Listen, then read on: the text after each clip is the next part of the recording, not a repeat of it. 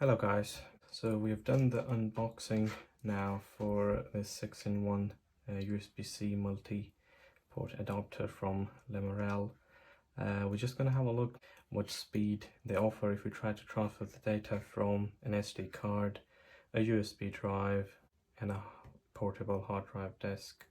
We'll also attach the mouse in this port because there are very limited ports in this Yoga 9i laptop. So let's just plug it in. This is plugged in now. First of all, I'm gonna just plug in my mouse. Let's see how it works. So it's working straight away, which is good. Then we'll see how it does from a normal USB 3, which is these ports here. I'll plug my USB in.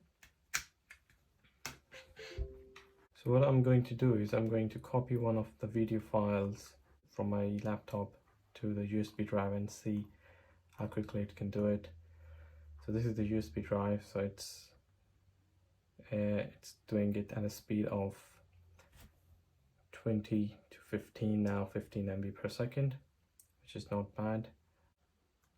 Now we'll see SD card. This is the SD card.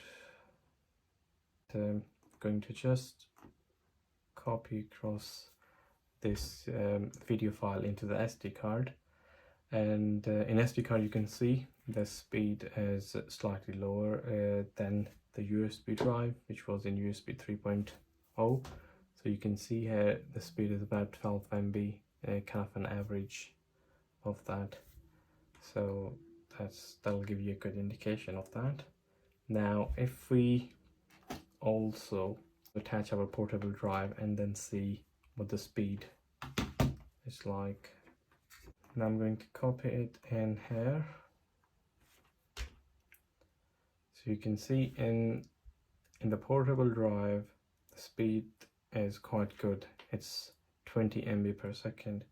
I don't have a monitor to actually check the HDMI port, but what I'll show you is